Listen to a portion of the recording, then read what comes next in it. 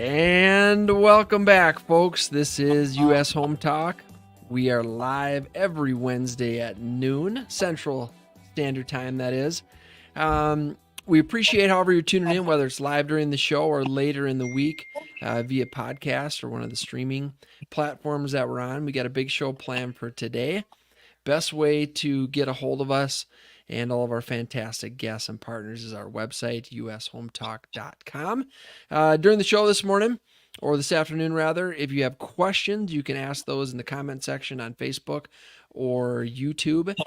You can also text in your questions to our question text line, which is 612-234-7585. Folks, we'll keep that text line open during the entire show.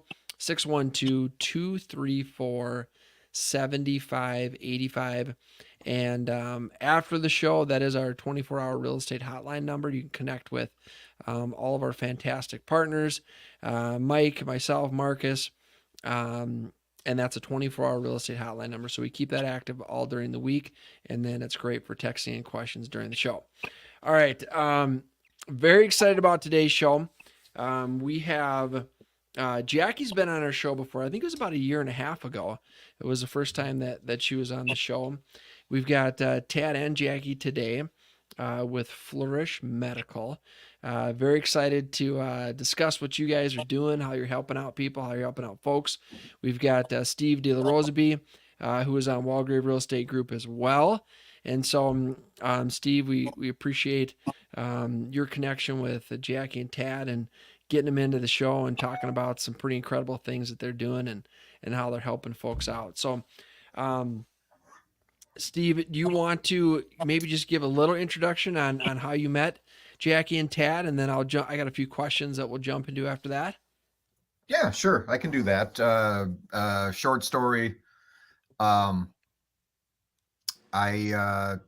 best friend of mine that I grew up in high school with, his wife worked in Jackie's office, in the Flourish office.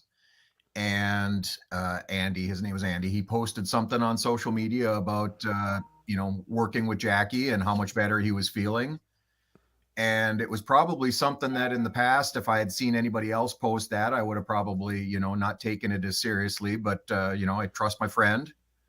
And so I talked to him about it, and then I set up an appointment with Jackie, and we went from there. And I definitely am feeling a lot better. I've been working with him now about a year and a half. I love it. And Jackie, you come from, we talked about this a little bit when you first came on the show about a year and a half ago, but tell me your background, where you came from and why you started Flourish Medical. Yeah, so I came from just the traditional medical world. I worked at Alina for about 8 years, just doing primary care. So very traditional medicine. And while I was there, I didn't really realize it right away, but the longer I was there, the more I realized I was really just treating numbers on a page instead of the patients in front of me. And, it's really hard to hear over and over patients come in and say, oh, well, I feel this and I feel this. And then I look at them and tell them everything looks normal, everything's fine. And eventually I just thought there has to be something can't be normal. Like something has to be going on. And so that was kind of my background. And then I on what may I be missing and why don't the numbers always add up with what the patients are feeling? And fast forward, here we are. And when did you start Flourish? When was the beginning? Almost 3 years ago. So July, it'll be 3 years in July. 3 years in July. And Tad, you joined 9 months ago? 6 months ago? A little bit less than that, in June of 23. June of 23. And tell us about your background. So most of my background has been in orthopedics and trauma surgery. And I'd been working with a private practice down in Nebraska. And then when Jackie and I moved up here in 2012, I joined Twin Cities Orthopedics and had worked over there for about 11 and a half years. And during that time, it was just orthopedics, trauma, hospital medicine, and then also some medical legal counseling as well. And then fortunately, Flourish continued to grow. Jackie did a really, really nice job getting the practice off the ground, and there was a need for a male provider to come in, and it was a very good fit. Yeah, you guys have really grown, especially what I've seen in the last year. Just the amount of, I mean, you're kind of outgrowing your space. You've got more employees. You've got, it's really really impressive to see the amount of folks that you're helping on a daily basis. And of course, it's only a few blocks from Steve and Overson's office, so it's always great to see small businesses thrive. And I've boy, I mean, we've had conversations offline, Jackie, about the traditional medical world and traditional hospitals and and pharmaceuticals and those sort of things. And I think that there's a better way oftentimes, and the services that you guys provide, I believe are a better way in many cases. And so it gives folks options. I think oftentimes people go to the doctor and it's let's fix the symptom, right? And let's get something to take care of the symptom, but not really diving deep on what's wrong, and what, we need to dig deeper. We need to do blood work. We need to figure out, what's really going on here, rather than just, prescribe something to take away the symptoms and never really fix the problem. And so it's pretty cool to see what you guys have done over the years. I think maybe folks want to know what kind of clinic is Flourish Medical. You want to take this one? I'll start. I would, I get that question a lot, and the interesting thing is it kind of evolves, right? And so we see whatever comes to our door. And a lot of what we do is kind of what you mentioned, is how do we work with the body to keep it working well, versus relying on prescriptions that typically block something or keep something from happening in the body. And so that's our overall goal, is just how do we keep the body working the way it was designed to, which in turn, prevents disease processes instead of having to treat it with what you mentioned, a bunch of prescriptions. And we see the need for that, even more as so many things change in our environment, the way we live, the fast food, the constant stimulation, like even social media, like things, literally all these things impact our health. And so much in the traditional world, I feel like, gets away from, where's that education? Like, when should I be eating? How should I be eating? What should I be eating? When should I be doing screen time? When should I not? And we get back to the foundation, and we really work with that. So we see kids, we see adults, we kind of see anyone that needs more, that they're just not finding answers, really. Yeah. So what type of typical symptoms, or do people come to you and they come in, they say, I just feel sluggish, or I got, my joints are always hurting, and what's typical, I guess, symptoms or complaints that people come see you for? Yeah. Yeah. Yeah, very common symptoms that we see are going to be decreased energy over time, not sleeping well. Joint pain is extremely common. That starts getting more and more common in people's 40s and 50s. We can see things in terms of cognitive changes with brain fog, or a lot more word finding, difficulty communicating as efficiently as they once were able to.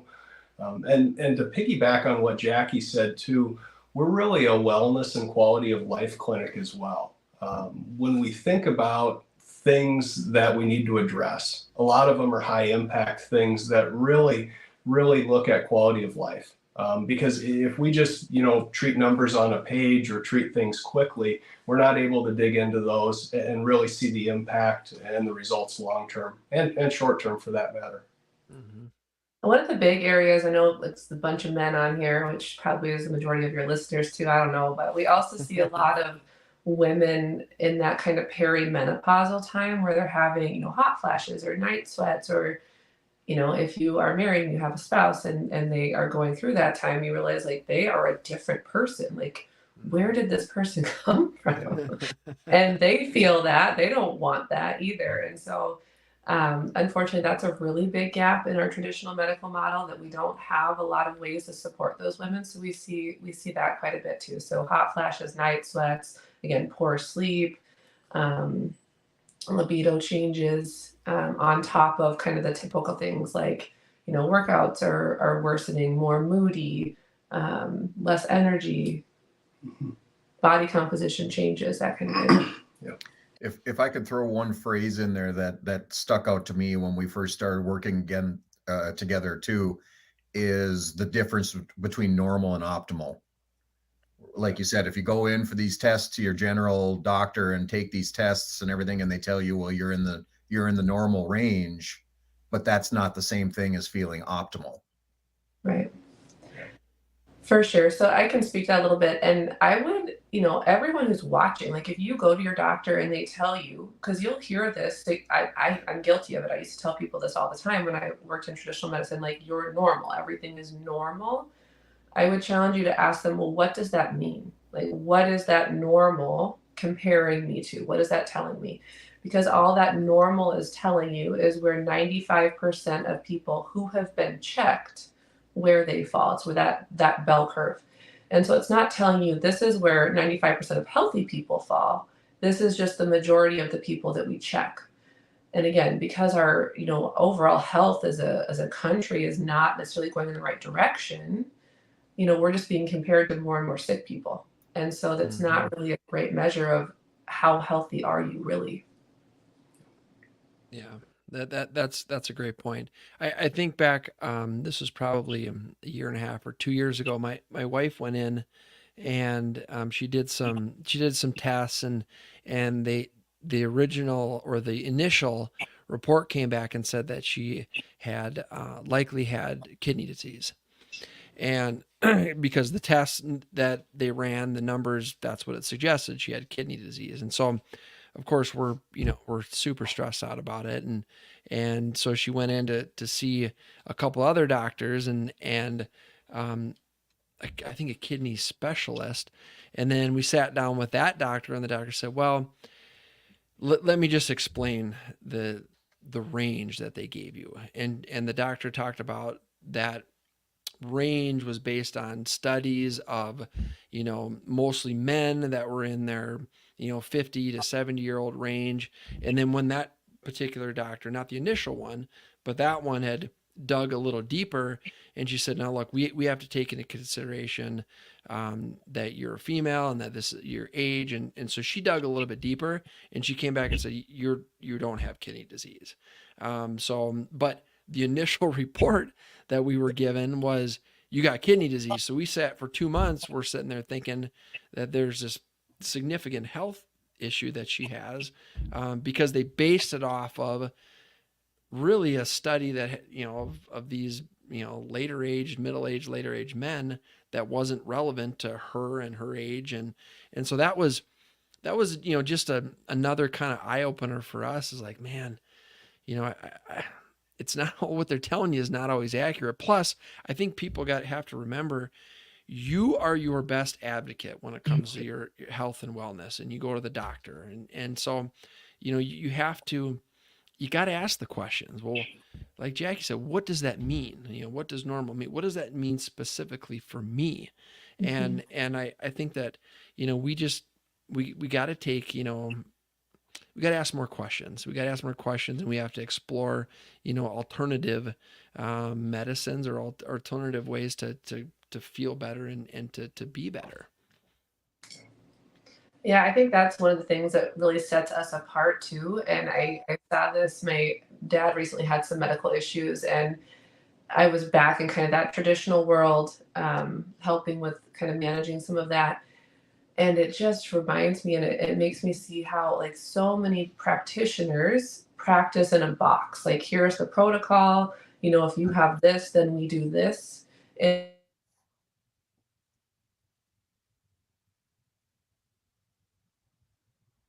Uh-oh.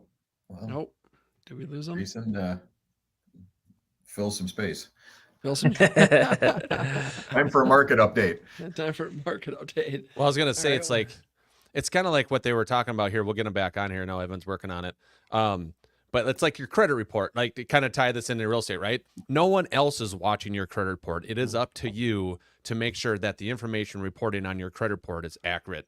Same type of thing here. I mean, you don't have like someone hovering over making sure that your physical well-being, your health, your levels at these different things are there. It's up to you to be your own advocate, you know, to watch that and bring that up to the right people and say, hey, you know, your findings, you know, you're telling me this, but that's not what I'm feeling on this end. Right. Yep. You guys are back. We're back. Sorry. You know what? We're gonna blame that one on Tad because I'm sure he tried to set it up. That's exactly. Well, you pull the wire out of the wall, bad things happen. So Now, Jackie and Ted, you know, before we started today's show, you know, Jason introduced me as his younger brother, and I know you said that you guys kind of see a wide range of people from you know, children to adults, but demographically, you know, myself, I'm in my 30s. You know, do you see individuals in their 20s and 30s kind of coming to you guys? Or do you guys kind of see maybe a little bit of an older demographic or parents with children? Is that kind of, is there a trend that you guys see for age of patients? Yeah, absolutely. And I would say the majority of the people who come into clinic are going to be in their 30s and beyond, with a lot of women coming in around, you know, 40s, perimenopausal years, menopausal years. So, you know, beyond the 50s for most women. For guys, most of the guys we see are going to be around age 30 and on up. There are certainly some young men that we've seen in their 20s, even younger than that, who do have, you know, some pretty significant, you know, mental health issues or quality of life symptoms, hormonal issues, things like that.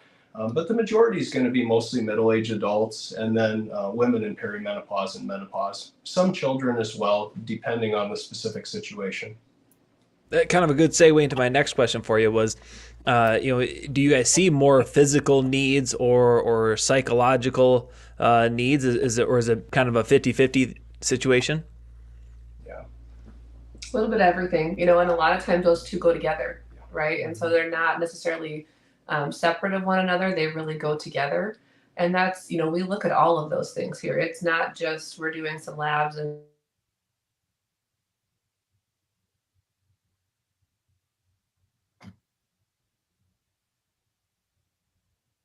Oh, looks like we lost Lost him. them. Oh, wait.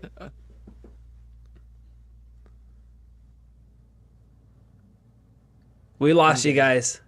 We can't hear you guys right now. Yeah. we can see you, but we can see you, but can't hear you.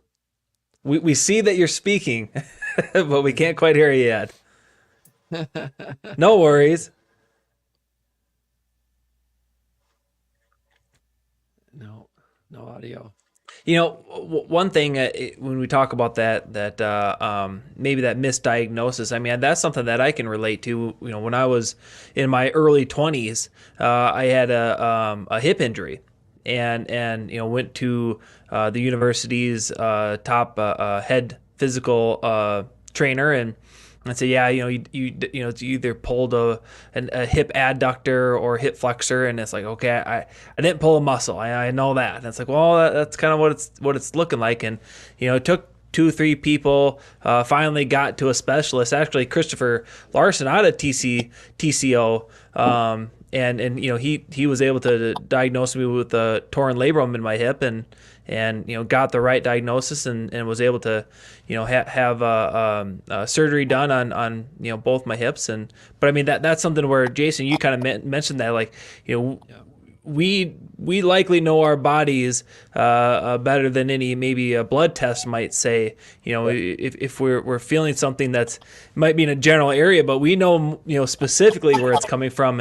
and you know, just having that encouraged to speak up and say, no, I think that's not quite. I understand I'm not a doctor, but it's my body, and it kind of feels like it's coming from right there, you know, and so. Yeah. Well, it's a great point, Marcus. I mean, I think about my son Theodore last year. He was out in Utah, and he was in that accident, and he's 9 now. He was 8 years old at the time, and so this accident happens, and he calls me up, and he's like, Dad, he's like, there's something wrong with me. I need to go to the hospital. And he's around all the, you know, the people that were there, and they're like, no, you're fine, and you're fine, and he's 8. He's never said that before, and he's like, I need to go to the hospital. And so I said, okay. He was with a friend's mom. And I said, Mary, you got to bring him to the hospital. So they go to the emergency room. They go to the hospital in Park City, and they do all the scans, the X-rays, and the whole thing, blood tests. They come back, and the doctor's like, "Yep, he's fine. There's nothing wrong with him." And I get Theodore on the phone again, and I'm like, "Theodore, the doctor says you're okay," and he says, "Dad, I'm not okay. There's something wrong inside me."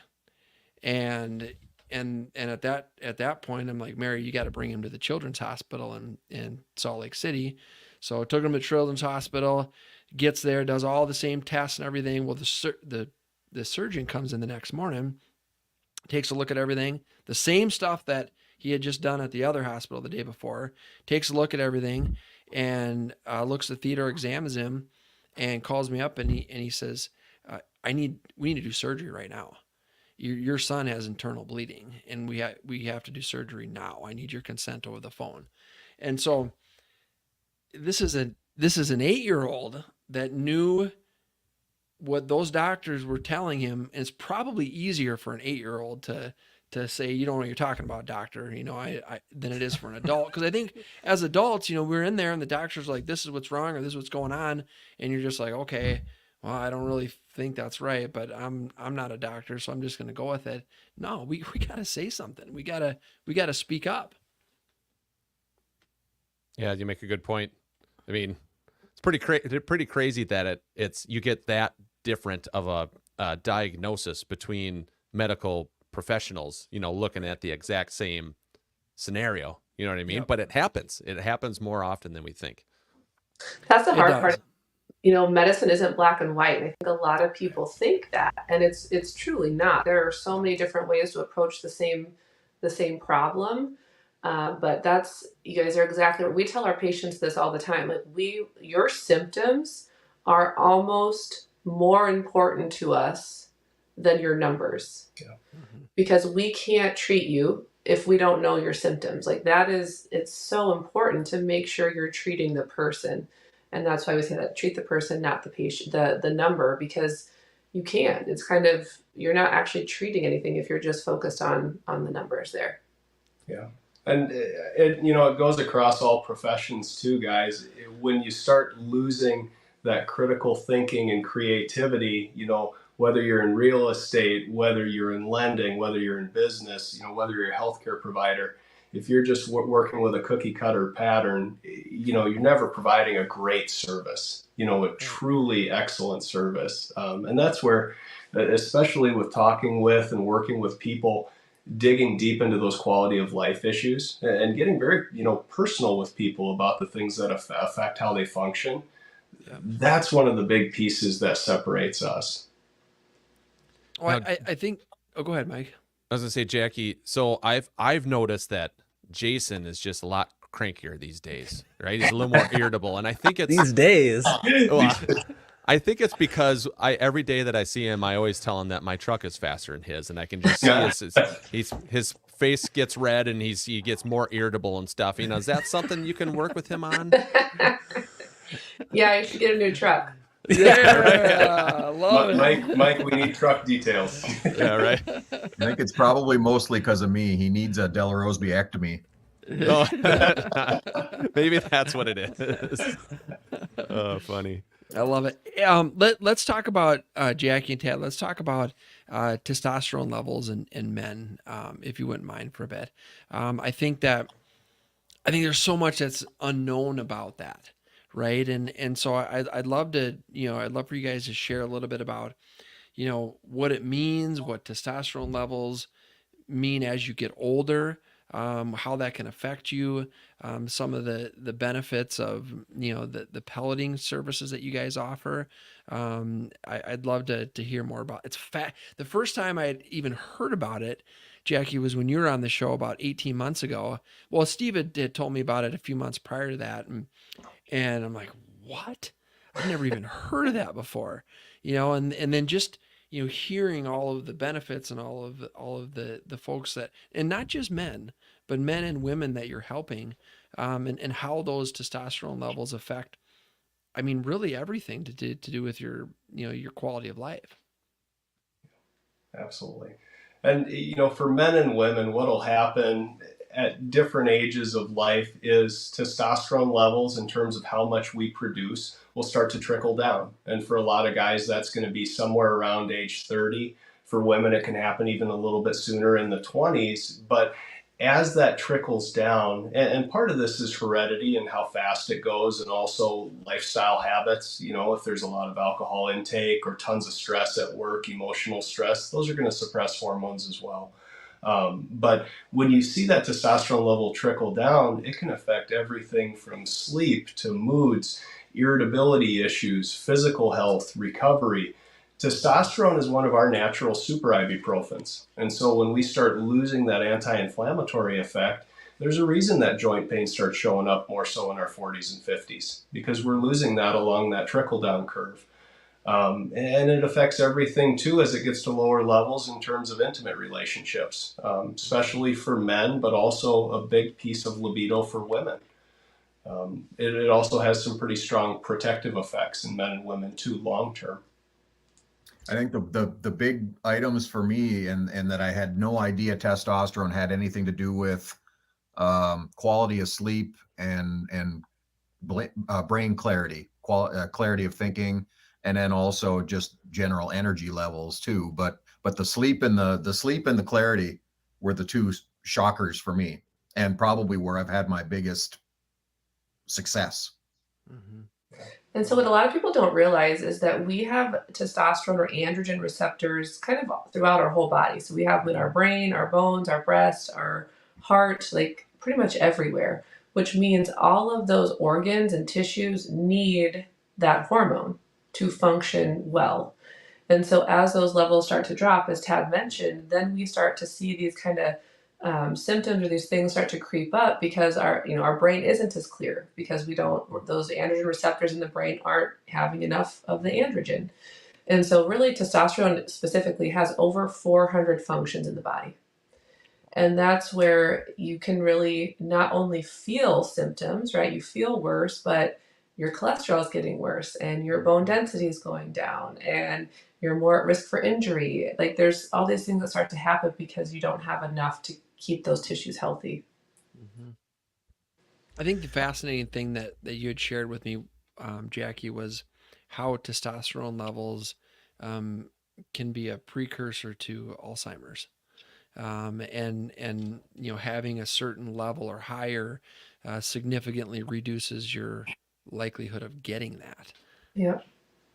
That was one of the big reasons I personally even started this journey, because I have a pretty significant family history of Alzheimer's and dementia.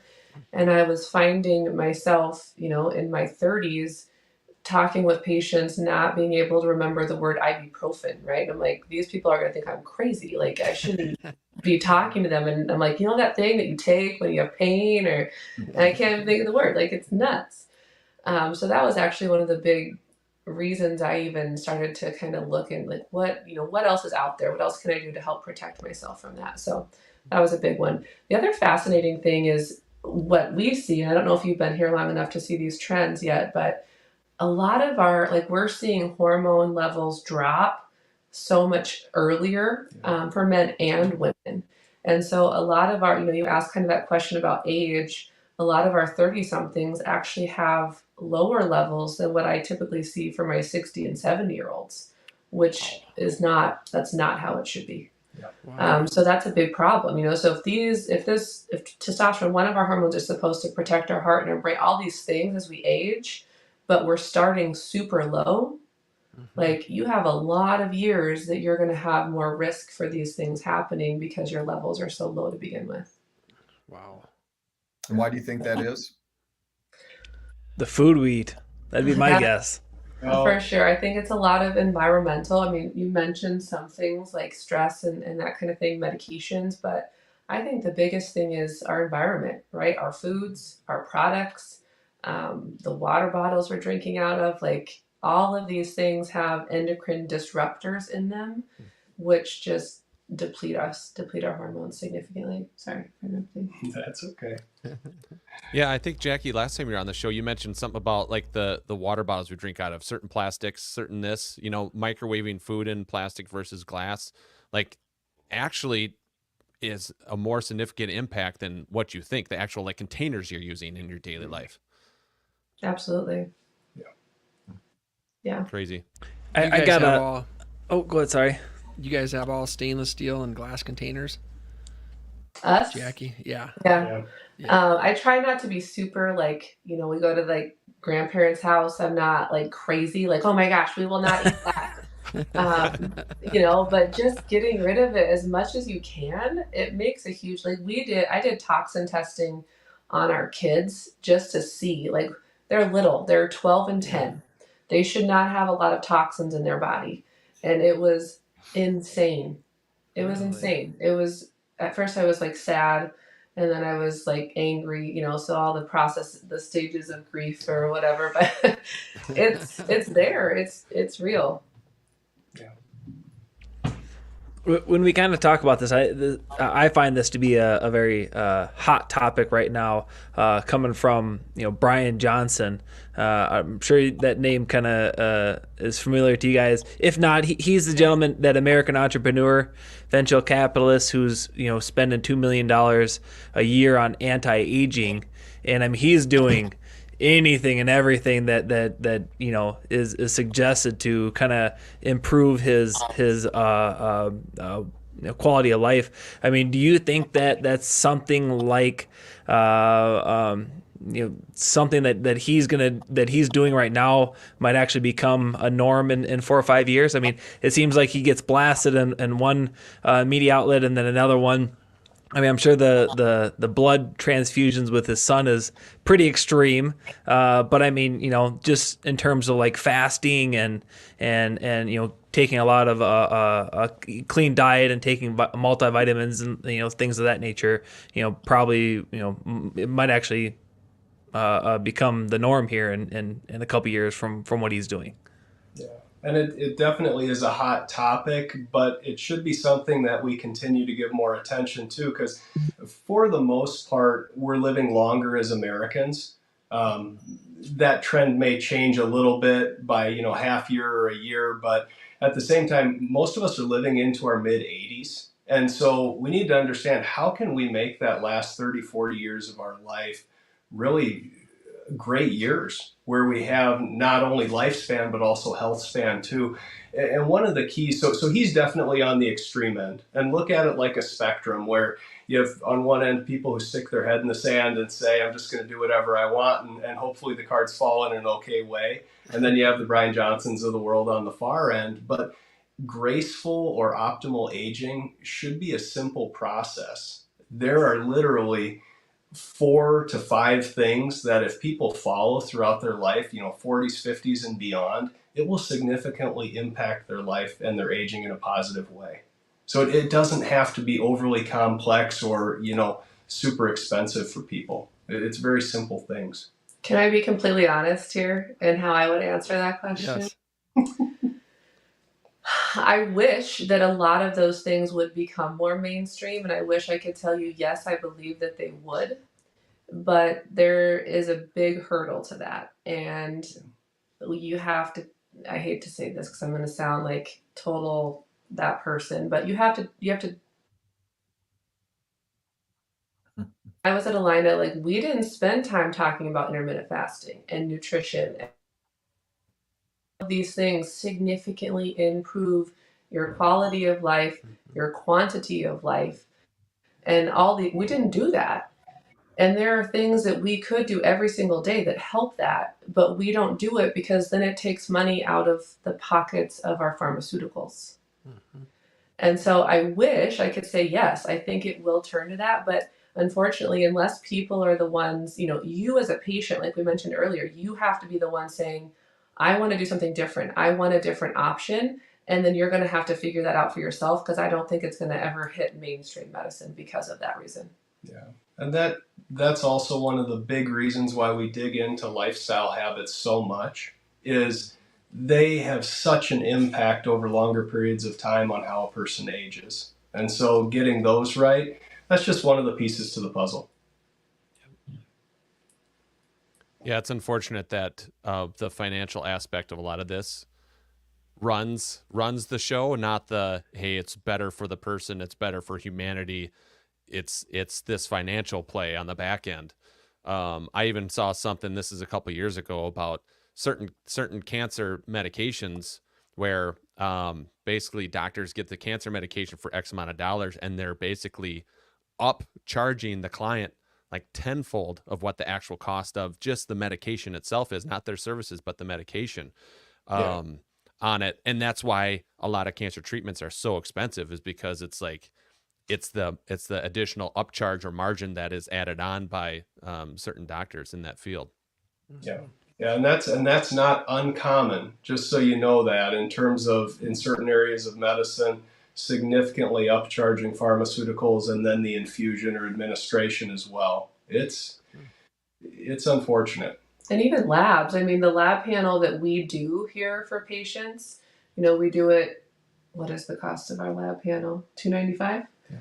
And if you get that done through your entrance to kind of the traditional world of medicine, it's going to be $2,000 to $3,000. Jeez. So it is. There's a significant upcharge even in testing. Even it doesn't need to be that much. Yeah. Jackie, tell me what you're passionate about. Why do you love your job? Was this the question? Oh, we got a better one. I got a final question that's even better. I just love my job because I truly love just like educating. I love two things, one selfish and then one not. I love educating. I love speaking truth. I think it's so important that people hear the truth out there. And like, I don't care what you decide as a patient. I'm going to come in and I'm going to tell you, here are all the options. And you get to choose, because this is you. This is your body, and you know yourself better than I do. So I love that. I love being able to just feel like patients leave here and they have a better understanding, and they can advocate for themselves, whether it's here or whether it's somewhere else. And then the selfish part is that people feel better, and it's awesome. Like, I had a patient come in today who hadn't been intimate with her husband in over 10 years. And the last year, she finally has been able to. And I'm like, that's okay. I've done my good deed for the day. Like, we're good. This is awesome. So that's the selfish piece. Why I love what I do. I love it. Tad, I got one final question. Are boneless wings truly buffalo wings, or are they just glorified chicken nuggets? This is probably the most complex question that we have today, to be honest. I mean, it gets into the education of our children and everything, and bait and switch. So we were at a surprise birthday party last night, and awesome deal. One of our friends did a surprise birthday party for his wife, and they had like 40 family members and friends there, and they brought out wings, and it was so nice to see they had bones in them. And I thought, we're all going to be okay, no matter what is happening in the world. These aren't the glorified chicken nuggets, and our kids will know that if it doesn't have bones, then they should never ever call it a wing. I love it. All right, Tad and Jackie, best way for folks to get a hold of you. How can they connect with you? Where are you guys located? Give us all the information so people can get in touch with you. Yeah, probably easiest way is online, flourishmedicalwellness.com. And then our phone number is 952-208-7029. But you can go on there. There's a little area where you can ask a question, send us things. It comes directly to our email. One of us will reach out to you and get back to you. So that's probably the easiest. But we are on the corner of 13 and 42 here in Prior Lake. We love our location, but we are growing. So who knows how long we'll be here. I love it. Well, thank you again, Jackie and Tad, for coming on. We really appreciate it. Great information. Can't wait to have you guys back on again. Thanks, folks. Thank you. You're welcome. Folks, thanks for tuning in today. This was another episode of US Home Talk. We'll be back next week. Same time, same place, Facebook and YouTube. You can always find us streaming. Be sure to check out our website, ushometalk.com. Have a great week.